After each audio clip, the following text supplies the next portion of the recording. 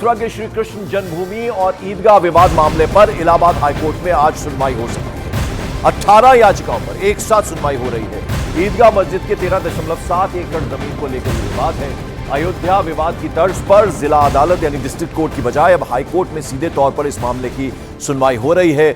ज्यादातर याचिकाओं में शाही ईदगाह मस्जिद को हिंदुओं का धार्मिक स्थल बताकर उसे हिंदुओं को सौंपे जाने की मांग की गई है और इसी को लेकर आज इलाहाबाद हाईकोर्ट में सुनवाई होनी है। 18 याचिकाएं मुस्लिम पक्ष की तरफ से डाली गई हैं जिस पर आज कोर्ट में सुनवाई हो रही है, यानी श्री कृष्ण जन्मभूमि और ईदगाह विवाद में सुनवाई होनी है। अमित सिंह मेरे सहयोगी इस वक्त सीधे हमारे साथ जुड़ रहे हैं लखनऊ से। अमित, क्या अपडेट? देखिए, आज मुस्लिम पक्षकार की तरफ से कोर्ट के अंदर दलील रखी जाएगी। इलाहाबाद कोर्ट जो है, हाई कोर्ट जो है, इस पूरे मामले में लगातार सुनवाई कर रहा है। आज भी मुस्लिम पक्षकार के द्वारा दलीलें पेश की जाएंगी कि जो याचिकाएं हैं, 18 याचिकाएं, इन याचिकाओं में जो आधार रखे गए हैं कि जो शाही ईदगाह के जिस प्रॉपर्टी पे बनी है, जिस जमीन पर बनी है, वो कृष्ण जन्मभूमि की प्रॉपर्टी है, वो जमीन है, वो किस तरीके से उसके खिलाफ वो अपनी बातें रखें कोर्ट के अंदर। बहरहाल हिंदू पक्षकार लगातार अपनी कोर्ट में ये दलील देते आए हैं कि कृष्ण जन्मभूमि के साथ साथ जो शाही ईदगाह बनी हुई है वो कृष्ण जन्मभूमि की प्रॉपर्टी है, वो जमीन है और वो भगवान कृष्ण की जमीन है, लिहाजा उन्हें वापस लौटा दिया जाए। तो आज मुस्लिम पक्षकार को कोर्ट में अपनी दलीलें रखनी होगी, उसके बाद फिर से हिंदू पक्षकार उसका काउंटर करेंगे। देखना होगा कि आज मुस्लिम पक्षकार की तरफ से क्या कुछ कोर्ट में कहा जाता है। जी ठीक है, क्या कुछ कहा जाएगा मुस्लिम पक्ष की तरफ से? 18 याचिकाएं डाली गई जिस पर इलाहाबाद हाईकोर्ट में सुनवाई होनी। बहुत बहुत शुक्रिया हमारे साथ जुड़ने के लिए अमित। और आगे बढ़ते हैं मॉर्निंग प्राइम में।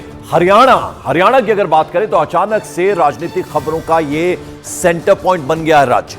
लोकसभा चुनावों से ठीक पहले हरियाणा को नायब सिंह सैनी के रूप में नया सीएम मिला है और आज नायब सिंह सैनी को बहुमत यानी मेजॉरिटी साबित करनी है। लेकिन इसी बीच एनडीए से अलग हुई जेजेपी हिसार में एक बड़ी रैली का आयोजन कर रही है, यानी हरियाणा का पॉलिटिकल ड्रामा और ज्यादा तेज हो गया है। हालांकि नए सीएम नायब सिंह सैनी का दावा है कि बहुमत की चैलेंज को उनकी सरकार आसानी से पार कर लेगी। लेकिन हरियाणा में अचानक हुई इस सियासी हलचल ने ऑपोजिशन को, विपक्ष को जरूर मुखर कर दिया है। तो जबरदस्त हलचल इस वक्त है। 3 तस्वीरों में हम आपको दिखा रहे हैं। आज जिन्होंने कल शपथ ली है, नायब सिंह सैनी नए मुख्यमंत्री बने हरियाणा के, उन्हें अपना फ्लोर टेस्ट में बहुमत साबित करना है। हालांकि उनका दावा है कि 48 यानी 46 चाहिए, बहुमत का जो मैजिक नंबर है उससे 2 ज्यादा हैं। उनके पास पर्याप्त बहुमत है और वो अपना फ्लोर टेस्ट में अपना बहुमत साबित कर देंगे। दूसरी तरफ जेजेपी की रैली है जो छिटकी है, अलग हुई है बीजेपी से, और इसको दुष्यंत चौटाला जो है लोकसभा चुनावों को लेकर स्ट्रैटेजी बनाएंगे। और ऐसे में अब सियासी हलचल जबरदस्त तरीके से तेज हो गई है हरियाणा।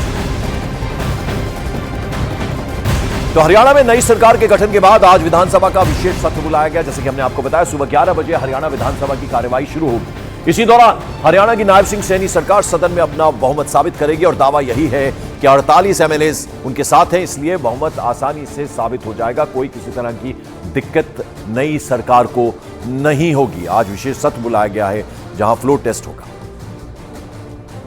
48 विधायकों का समर्थन पत्र वो आदरणीय राज्यपाल जी, महामहिम राज्यपाल जी को दिया गया है और कल विश्वास प्रस्ताव भी है, उसको प्राप्त करेंगे विधानसभा के। आदरणीय मनोहर लाल जी ने जो एक हरियाणा को नई दिशा दी है, एक जो गुड गवर्नेंस का उदाहरण प्रस्तुत किया है, हरियाणा एक, हरियाणवी एक, उनका ये खाली शब्द नहीं था, बिना भेदभाव के हरियाणा प्रदेश के अंदर कार्य किया है।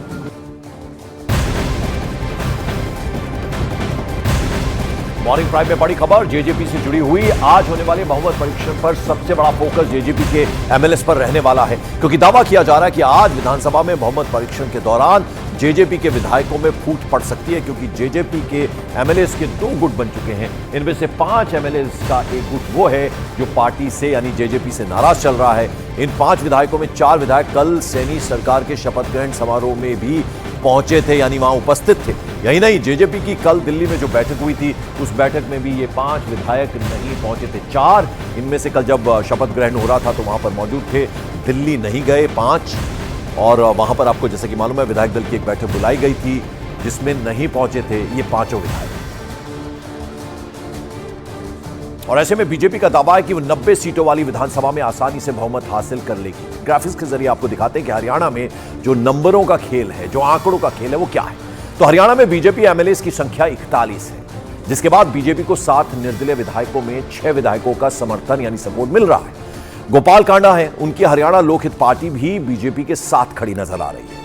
हरियाणा विधानसभा में एचएलपी का एक एमएलए है, यानी इन नंबर से साफ है, इन आंकड़ों से साफ है कि बीजेपी के साथ 48 एमएलए हैं और 90 सीटों वाली हरियाणा विधानसभा में बहुमत का यानी जो मैजिक नंबर है वो 46 है, उससे 2 ज्यादा है, जिसकी बात मुख्यमंत्री जो नए बने हैं नायब सिंह सैनी वो कह भी रहे हैं कि हमारे पास 48 विधायक हैं और ऐसे में हमारे पास पूर्ण बहुमत है और फ्लोर टेस्ट आसानी से पास होगा। इस बीच कांग्रेस नेता दीपेंद्र हुड्डा ने बीजेपी पर निशाना साधा। दीपेंद्र हुड्डा ने कहा कि हरियाणा में बीजेपी ने चुनाव से पहले ही अपनी हार मान ली है। दीपेंद्र हुड्डा ने यह भी कहा कि बीजेपी ने यह सब कुछ जनता के गुस्से से, उनके आक्रोश से बचने के लिए किया है। क्या कहा उन्होंने, जरा वो आपको सुनवा दूं।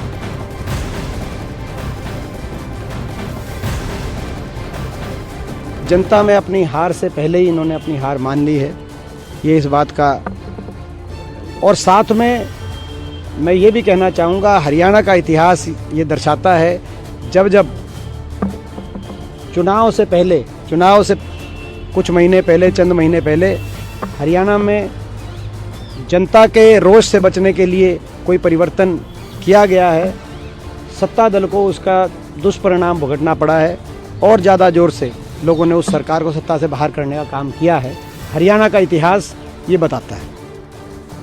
और आइए सीधे रुक करते हैं। यतेन शर्मा हमारे पॉलिटिकल एडिटर इस वक्त चंडीगढ़ में मौजूद हैं। आज बहुमत साबित करना है, वो बात तो मैं आपसे बाद में पूछूंगा, लेकिन जो आवाजें उठ रही हैं वो ये है कि ये पूरा का पूरा जो ड्रामा है वो एक तरह से ड्रामा कहा जा रहा है इसे, कि ये सब कुछ लोकसभा चुनावों को ध्यान में रखते हुए किया गया है। जाटों को डिवाइड करना है, इसलिए जेजेपी अभी अलग हुई है, बाद में फिर इकट्ठे हो जाएंगे, इस तरह की आवाजें उठ रही हैं। यतेंद्र, क्या जवाब मिल रहा है इसको लेकर? देखिए, बिल्कुल, चाहे इसे ड्रामा कहो या कुछ और कहो, लेकिन ये सियासत इसी तरह की होती है कि जो भी नफा नुकसान देखते हुए इस तरह के फैसले लिए जाते हैं। हालांकि ये सही बात है कि पहले से ही अनुमान लगाया जा रहा था कि जेजेपी और बीजेपी अलग हो सकते हैं और एक पटकथा लिखी जा रही है। लेकिन कल जिस तरह से जो सिचुएशन सामने आई कि पहले दुष्यंत चौटाला जेपी नड्डा, बीजेपी अध्यक्ष जेपी नड्डा से मिले, लेकिन गठबंधन को लेकर बातचीत नहीं बनी और नौबत यहां तक आ गई कि जेजेपी में 2 फाड़ होती हुई नजर आई। कल 4 से 5 विधायक शपथ ग्रहण समारोह में नजर आए बीजेपी के खेमे में। तो ये पटकथा का हिस्सा शायद ये कोई लिखना नहीं चाहेगा कि पार्टी को वो अपनी 2 फाड़ करा ले और अपने विधायक दूसरे खेमे में भेज दे। गठबंधन वापसी का तोड़ने का ऐलान जरूर किया जा सकता है। आज हिसार में शायद दुष्यंत चौटाला की तरफ से इस तरह की बातें भी कही जाएंगी, लेकिन जो विधायक छोड़कर गए ये बात गले नहीं उतरती और लगता है कि सब कुछ सही नहीं चल रहा था और शायद यही कारण था कि अब गठबंधन टूट के कगार पर और उसका औपचारिक ऐलान हिसार में दुष्यंत चौटाला कर सकते हैं। यतेन, जरा संक्षेप में बताइएगा। बहुत कॉन्फिडेंट नायब सिंह सैनी नजर आ रहे हैं। उन्होंने कहा कि हमारे पास मैजिक नंबर जो है 46 है, उससे 2 ज्यादा है, 48 है हमारे पास, यानी किसी तरह का कोई खतरा नहीं, आसानी से फ्लोर टेस्ट पास हो जाएगा। दूसरी बात जो मनोहर लाल खट्टर ने कही, नाराज नजर आया अनिल विज, कल शपथ ग्रहण समारोह में भी नहीं पहुंचे, वो मान जाएंगे, वो कॉन्फिडेंस उनमें भी नजर आ रहा था। देखिए, बिल्कुल, जहां तक विश्वास मत की बात है तो 48 विधायकों का समर्थन पत्र राज्यपाल को नायब सैनी ने कल ही दे दिया था और जो 48 विधायक हैं उनका आंकड़ा सीधे तौर पर है कि जिसमें से 6 निर्दलीय विधायक हैं, गोपाल कांडा हैं और 41 बीजेपी के विधायक हैं। और इसमें से जब विश्वास मत होगा तो जेजेपी के कई विधायक उस दौरान मौजूद नहीं रहेंगे, क्योंकि हिसार में रैली है। तो सरकार को कोई खतरा नहीं है, सरकार के पास पर्याप्त संख्या में बहुमत है। जहां तक मनोहर लाल खट्टर और अनिल विज की बात है, तो ये जब से अगर 8-10 साल का पिछला इतिहास देखेंगे तो साफ तौर पर दिखाई देगा कि दोनों में हमेशा से खटपट रही है, मन मुटाव रहता है, लेकिन फिर मान मनोबल के बाद अनिल विज मान जाते हैं और यही अब कुछ चल रहा है। और ये भी कल खट्टर ने साफ तौर पर कहा कि उनको मना लिया जाएगा। कुछ समय तक नाराज रहते हैं, जिद्दी स्वभाव के हैं, लेकिन वो आखिरकार मान जाते हैं।